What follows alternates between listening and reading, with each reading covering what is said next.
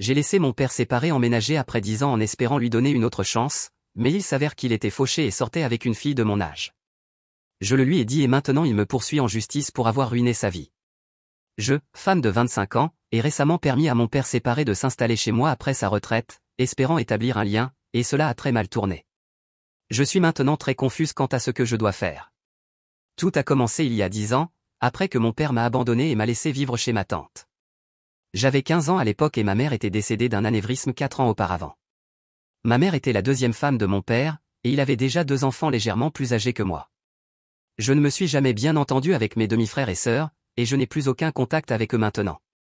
En fait, toute relation que j'avais avec eux a pris fin dès que mon père m'a déposé chez ma tante ce jour-là. Je n'étais jamais particulièrement proche de mon père, mais nous avions une relation décente. J'étais en fait toujours plus proche de ma mère, et mon père et moi avions une relation normale et civile tant que je vivais avec lui. Mes demi-frères et sœurs passaient la moitié du mois avec nous, puis ils allaient chez leur mère pour le reste du mois, donc je n'avais pas à les supporter longtemps non plus. Les choses étaient vraiment mauvaises jusqu'à ce que ma mère décède, puis elles ont commencé à se détériorer. Mon père est devenu vraiment bizarre après le décès de ma mère et a commencé à agir très différemment. J'étais la seule personne qui vivait en permanence avec lui, et mes demi-frères et sœurs allaient et venaient.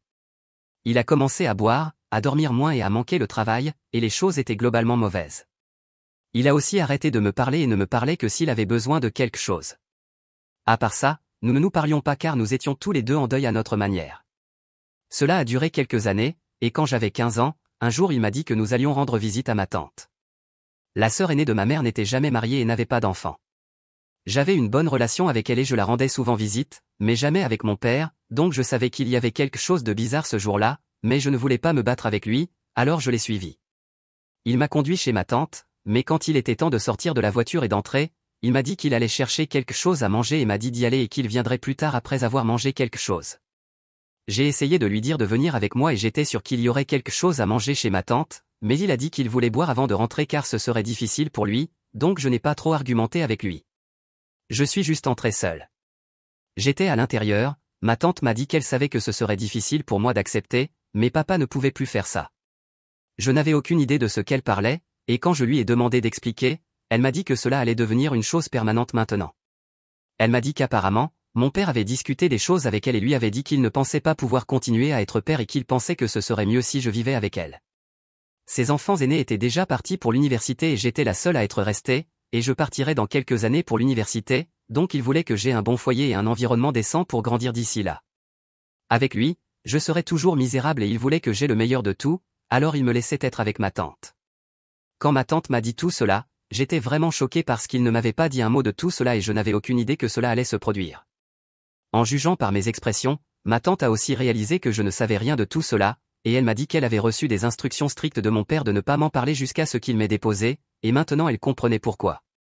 Elle m'a alors serré dans ses bras et m'a dit que tout irait bien, et je lui suis vraiment reconnaissante pour cela car elle a vraiment fait en sorte que ce soit le cas. Elle a pris la place de mes 2 parents et a vraiment pris soin de moi, quelque chose pour laquelle je serai toujours reconnaissante. Quelques jours après cela, mon père est passé pour déposer toutes mes affaires chez ma tante, mais comme avant, il n'est pas entré dans la maison et n'a pas essayé de me parler. À ce moment-là, j'avais accepté ce qui se passait et je n'ai pas essayé de lui parler. Je ne pense pas que nous avions encore quelque chose à nous dire à ce moment-là. 4 ans s'étaient écoulés depuis le décès de ma mère et nous avions pratiquement arrêté de nous parler, et ce changement rendait simplement les choses plus permanentes. Après avoir complété les formalités légales avec ma tante concernant ma garde, il a disparu de nos vies de manière permanente. Je n'ai plus jamais entendu parler de lui, et honnêtement, je n'avais aucune idée de ce qu'il faisait parce qu'il avait coupé les liens avec toute sa famille également. Même mes grands-parents, ses parents, n'avaient aucune idée de où il était ou de ce qu'il faisait. Mes demi-frères et sœurs le savaient probablement, mais ils ne nous ont jamais rien dit et je n'ai jamais demandé. C'était comme s'il avait disparu. Cela fait maintenant 10 ans que cela s'est produit, et la vie a été bonne pour moi depuis. Comme je l'ai mentionné plus haut, ma tante a pris la place de mes 2 parents. Elle était ma mère et mon père et elle a pourvu à tous mes besoins de toutes les manières possibles. Heureusement, tous mes grands-parents avaient un fonds pour mes études universitaires, donc mon éducation n'était pas un problème et j'ai pu aller à l'université et terminer mon diplôme. Après avoir obtenu mon diplôme, j'ai trouvé un emploi et je vis actuellement ma meilleure vie. Je suis développeuse de logiciels, je gagne bien ma vie et je vis confortablement. Les choses ont été bonnes pour moi et j'en suis reconnaissante. Mais il y a 2 semaines, mon père est revenu en contact avec moi et c'était la chose la plus inattendue qui me soit arrivée. Il m'a contacté par email, car c'était le seul moyen public de le faire, et il m'a écrit en disant qu'il avait quelque chose de très important à me dire et m'a donné son numéro pour que je puisse le contacter si je voulais le joindre. J'y ai réfléchi pendant une journée entière, et finalement, j'ai décidé de prendre mon courage à deux mains et de passer l'appel. Je n'en ai pas discuté avec ma tante ou mes grands-parents avant de le faire, car je voulais que ce soit ma propre décision et je ne voulais pas qu'ils l'influencent. Je ne sais pas si c'était la bonne chose à faire ou non, mais c'est déjà fait, donc je ne peux rien y faire. Quand j'ai appelé ce numéro, mon père a décroché presque instantanément et il semblait vraiment heureux de me parler, mais je n'étais pas aussi heureuse. Je ne savais pas comment me sentir à propos de tout cela, j'avais des émotions partagées. J'ai entendu sa voix pour la première fois et ensuite il s'est excusé pour tout ce qu'il m'avait fait subir et m'a dit qu'il avait échoué en tant que bon père et qu'il le savait.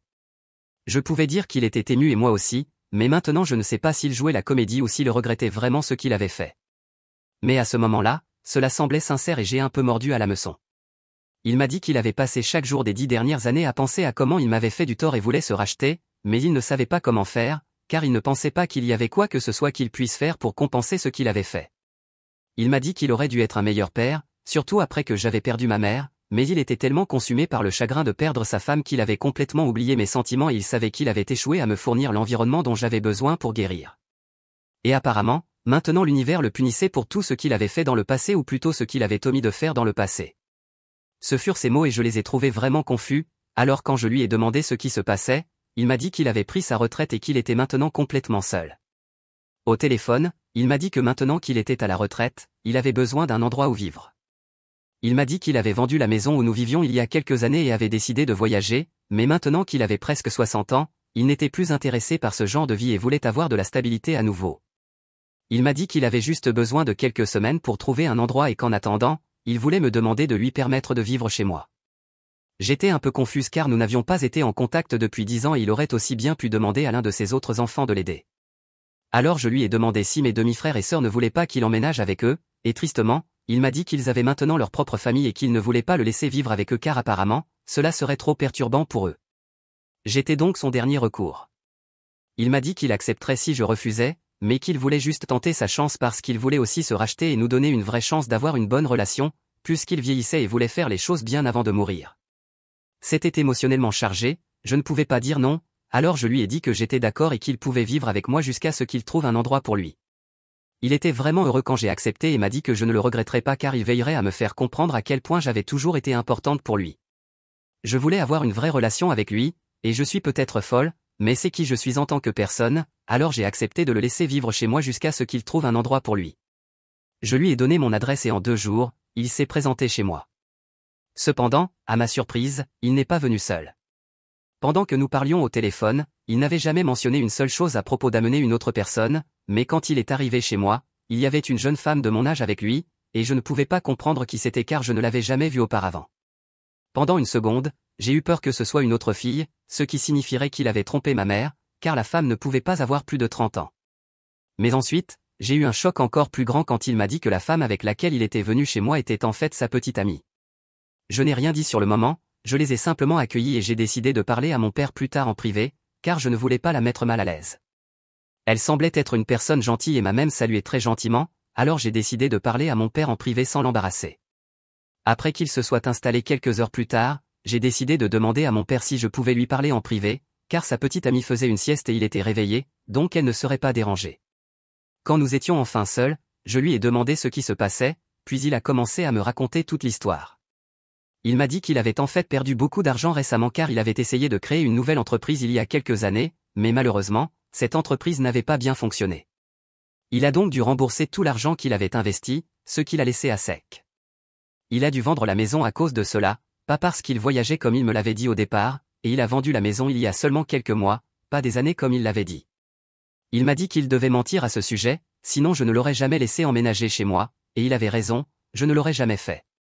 Il m'a dit qu'il voulait juste me parler et arranger les choses avec moi, c'était son intention, mais qu'il avait aussi vraiment besoin de mon aide et que ses autres enfants lui avaient tourné le dos dans ces moments de difficulté, donc j'étais sa seule option. Je me sentais un peu mal qu'il m'ait menti et j'étais sur le point de le mettre à la porte, mais sa situation était si pitoyable que je ne pouvais pas me résoudre à le faire. Il était vraiment au bord des larmes en racontant son histoire et m'a dit qu'il avait cru pouvoir redresser sa vie en lançant une nouvelle entreprise, mais qu'il avait oublié qu'il était un homme âgé et qu'il n'y avait aucune chance que cela fonctionne. C'était un tas d'émotions pour me manipuler et je suis une personne crédule, donc ça a marché. J'ai tendance à écouter ce que dit mon cœur plutôt que ce que pense mon cerveau, et c'est ma grande erreur. Après avoir découvert la vérité de sa part, j'ai décidé de lui dire qu'il ne pouvait plus vivre avec moi et qu'il devait partir immédiatement parce que j'étais vraiment en colère qu'il m'ait menti. Mais il a littéralement commencé à me supplier et m'a dit qu'aucun de ses autres enfants ne lui parlait et qu'il n'avait aucun ami sur qui compter, donc j'étais littéralement sa seule option et si je le mettais à la porte, il n'aurait nulle part où aller. J'ai essayé de discuter avec lui, mais il a commencé à pleurer et il est assez vieux. Cela m'a fait mal de le voir pleurer, alors je lui ai dit qu'il pouvait rester avec moi, mais qu'il devait commencer à chercher un nouveau logement et que je n'allais pas laisser cette situation durer indéfiniment. En quelques mois, il devrait partir et je m'en assurerai. Je lui ai donc donné un délai, et ensuite cette discussion était terminée. Ils ont vécu chez moi depuis et cela a été normal. Ils n'ont rien essayé et j'étais d'accord avec cet arrangement car je savais que mon père partirait dans quelques mois de toute façon. J'ai minimisé les interactions avec lui, mais sa petite amie ne sait rien de tout cela, alors j'essaie d'être gentil avec elle car elle est toujours gentille avec moi. Elle semble être une personne agréable qui connaît les faits derrière les scènes, et je la plains un peu. Je voulais tout lui dire sur ce qui se passe, mais je pensais que ce n'était pas à moi de le faire, alors je m'abstins de faire quoi que ce soit de tout cela. Quoi qu'il en soit, il y a 3 jours, je suis rentré plus tôt du travail car je ne me sentais pas bien, et mon père n'était pas à la maison à ce moment-là. Je le savais parce que quand je suis arrivé, je n'ai pas vu la voiture de mon père garée, donc je savais qu'il n'était pas là. En entrant dans ma maison, j'ai entendu du bruit dans ma chambre et j'ai trouvé ça vraiment bizarre parce que, en mon absence, il me semblait évident que personne n'était censé entrer dans ma chambre. En entrant, j'ai vu que la petite amie de mon père était assise dos à moi et fouillait dans mon placard. Je pouvais voir qu'elle cherchait quelque chose et elle avait des écouteurs sur les oreilles, donc elle ne m'avait probablement pas entendu arriver. Je me suis approché d'elle et j'ai tapé sur son épaule, et elle s'est retournée. Elle semblait vraiment surprise de me voir et a sauté du placard comme s'il était en feu. Quand je lui ai demandé ce qui se passait, elle m'a dit qu'elle cherchait juste des vêtements parce que les siens étaient tous sales. Tout d'abord, c'était un mensonge évident parce que je savais pertinemment qu'elle avait apporté suffisamment de vêtements avec elle et que seulement quelques-uns étaient actuellement au lavage. Ensuite, même si elle avait besoin de vêtements, il serait vraiment insensé de chercher des vêtements dans mon placard, car je suis beaucoup plus grande qu'elle et il ne lui irait pas correctement. Donc, encore une fois, je lui ai demandé ce qui se passait, et j'ai continué à pousser jusqu'à ce qu'elle finisse par me dire la vérité. Elle m'a avoué que mon père lui avait demandé de le faire et de chercher tous les documents relatifs à la maison dont il aurait besoin. Quand je lui ai demandé s'il avait mentionné pourquoi, elle m'a dit qu'il n'avait rien dit à ce sujet, mais qu'il était actuellement avec un avocat et c'est tout ce qu'elle savait. Il était assez facile pour moi de mettre 2 et 2 ensemble, il prévoyait probablement de faire quelque chose avec l'acte de propriété et de me priver de la maison ou quelque chose comme ça, car sinon il n'avait aucune raison de chercher des documents relatifs à la maison et de parler ensuite à un avocat. J'étais vraiment en colère, alors j'ai décidé de faire ce que je prévoyais de faire de toute façon, et j'ai dit à la petite amie de mon père la vérité sur lui et j'ai mentionné comment il n'avait plus rien ni personne, raison pour laquelle il vivait encore chez moi et même moi j'allais le mettre à la porte maintenant que j'avais découvert la vérité. Elle ne savait rien de tout cela, alors je lui ai dit la vérité et elle était scandalisée. Elle a immédiatement fait ses valises, ma remarque. Accent aigu et est parti. Quelques heures plus tard, j'étais toujours furieuse quand mon père est rentré. Je l'ai laissé chercher sa petite amie partout dans la maison, et quand il est finalement venu me demander ce qui s'était passé, je lui ai dit que je l'avais trouvé en train de fouiller dans mon placard et il est devenu vraiment nerveux. Il m'a dit qu'il ne lui avait pas demandé de faire ça, mais je ne croyais pas un mot de ce qu'il disait. Je lui ai dit que j'avais dit la vérité sur tout ce qu'il m'avait dit, en supposant qu'elle ne le savait pas déjà, et apparemment, elle ne savait rien de tout cela. Quand elle l'a découvert, elle est partie immédiatement.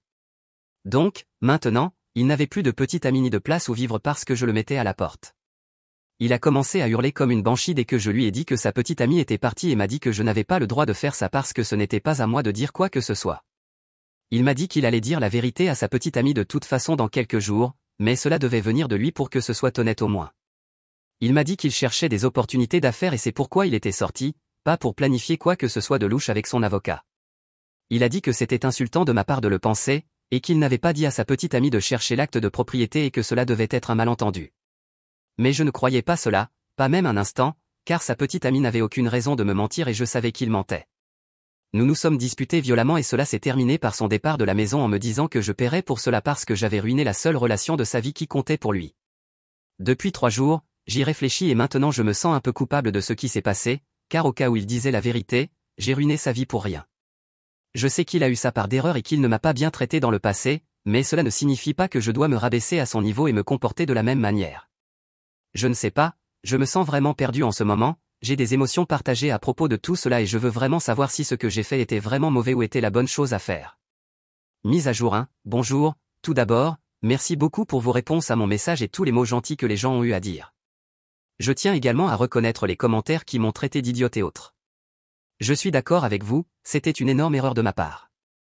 Je n'aurais jamais dû penser que mon père changerait et je n'aurais certainement pas dû lui donner une seconde chance, même après avoir découvert qu'il m'avait menti tout le temps.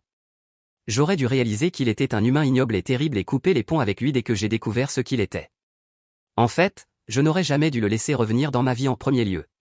Il m'a fait une énorme faveur en me coupant de sa vie toutes ces années et j'aurais dû m'en tenir là. Mais je suis vraiment une personne douce au cœur et je ne peux pas me résoudre à traiter les gens de la même manière qu'ils m'ont traité, et je ne sais pas, je suppose que vous pourriez dire que c'est ma seule faiblesse. J'ai mentionné que j'étais un peu crédule quand il s'agissait de personnes importantes dans ma vie à un moment donné, et il se trouvait être l'une d'entre elles. Mais j'ai appris ma leçon maintenant et je ne laisserai plus jamais cela se reproduire. Donc merci à vous de m'avoir ouvert les yeux pour voir la vérité. Quoi qu'il en soit, j'ai déjà bloqué mon père le jour où il a quitté la maison, et depuis, il n'a pas essayé de reprendre contact avec moi, pas avant que je poste ce message de toute façon. 3 jours se sont écoulés sans aucun contact et j'ai oublié qu'après cela, il n'essaierait pas de reprendre contact avec moi. Mais j'avais tort. Maintenant, presque une semaine s'est écoulée depuis qu'il est parti, et il vient de m'envoyer une notification légale. Apparemment, il me poursuit pour diffamation, affirmant que j'ai parlé à ses associés d'affaires plus tôt, alors que son entreprise essayait encore de démarrer, et que je leur ai dit qu'il m'avait abandonné et c'est pourquoi il n'a pas réussi dans son entreprise, car ses associés et investisseurs ont commencé à l'abandonner et à se retirer un à un à cause de ce que j'avais dit. Maintenant, j'ai fait la même chose avec sa petite amie et il voulait me poursuivre pour cela. C'était hilarant qu'il essaie même de faire cela parce que ce n'était pas vrai et tout le monde le sait. Je ne sais même pas comment il a réussi à convaincre son avocat de déposer une telle affaire stupide. Elle sera rejetée du tribunal quand je prouverai facilement que je n'ai jamais eu de contact avec aucun de ses associés d'affaires parce que je ne connaissais même pas ces gens. Je ne connais toujours pas ces gens car je n'ai eu aucun contact avec eux depuis 10 ans, et il me sera très facile de le prouver. En fait, même si vous demandez à ses associés d'affaires, ils témoigneront probablement contre lui et il va perdre cette affaire, donc je ne suis pas inquiète de ce qui va se passer. Mais je suis juste ennuyé qu'il essaie même de faire cela. Il pourrait simplement laisser tomber et traiter cet incident comme s'il n'avait jamais eu lieu, mais je suppose qu'il aime créer des drames à partir de rien et ensuite prétendre être la victime. C'est probablement son habitude. Quoi qu'il en soit, j'ai déjà répondu à cela avec mon avocat, et s'il gagne cette affaire, il obtient le montant d'argent, mais s'il perd, il doit me payer le double du montant car je le poursuis pour détresse émotionnelle. Et contrairement à lui, je peux le prouver. En tant qu'enfant, il m'a littéralement abandonné et je peux le prouver parce que je sais que ma tante sera toujours là pour me soutenir, quoi qu'il arrive, je le sais. Donc j'ai plus de gens de mon côté qu'il n'en aura jamais. Mise à jour 2, donc, cela fait 1 semaine et 3 jours depuis ma dernière mise à jour, et devinez quoi? Mon père a décidé de retirer sa poursuite contre moi parce qu'il a probablement réalisé qu'il ne gagnerait jamais et que s'il perdait, il devrait me payer 2 fois le montant qu'il demandait, donc il valait mieux pour lui de se retirer et de sauver la face tant qu'il en avait encore la chance. Nous n'avons eu aucune conversation directe, mais je sais qu'il essaie encore de me faire sentir mal et de me faire peur, car je continue de recevoir des messages de faux profils sur les réseaux sociaux, et ils sont vraiment méchants. Ils ont beaucoup de choses méchantes à dire sur moi et je sais que c'est probablement mon père, car je ne pense pas que quelqu'un d'autre se rabaisserait à ce niveau et irait me harceler en ligne. J'ai pensé à répondre à un de ces messages et lui dire que s'il n'arrête pas bientôt, il pourrait aussi faire face à une poursuite pour cela. J'ai également retiré ma poursuite pour détresse émotionnelle, car je ne veux pas me lancer là-dedans et me causer autant de problèmes, car la détresse émotionnelle est très vague comme motif et je ne sais pas si le tribunal l'acceptera. Donc je n'ai même pas besoin de faire quoi que ce soit car je n'ai pas besoin de l'argent, et je le faisais juste pour me venger, mais s'il ne cesse pas de m'envoyer ces messages, je pourrais vraiment déposer une plainte contre lui ou du moins une ordonnance restrictive. Je pense que je vais opter pour la seconde option car cela prendra moins de temps et honnêtement, me sauvera beaucoup de problèmes. Je ne pense pas qu'il me faudra beaucoup pour prouver que ces messages m'ont été envoyés par mon père. Mise à jour 3, bonjour, cela fait presque 1 mois depuis ma dernière mise à jour, et juste pour vous dire, j'ai maintenant une ordonnance restrictive contre mon père. Il m'a facilité la tâche car quelques jours après cette mise à jour, je me reposais simplement à la maison le week-end et il s'est présenté très tard dans la nuit et a causé une scène devant ma maison. Il a littéralement jeté une bouteille de vin sur ma porte et elle s'est brisée, ce qui a réveillé tous mes voisins et cela a été tout un événement. Nous avons dû appeler la police et le faire arrêter, et heureusement, il a été libéré avec juste une tape sur le poignet. Mais après cela, j'ai décidé que je n'allais pas supporter ces bêtises et j'ai décidé de demander une ordonnance restrictive contre lui et bien sûr, après ce qu'il avait fait, j'ai pu l'obtenir assez facilement. Donc maintenant, je ne pense pas qu'il se présentera encore chez moi, Et même s'il le fait, il devra en payer le prix.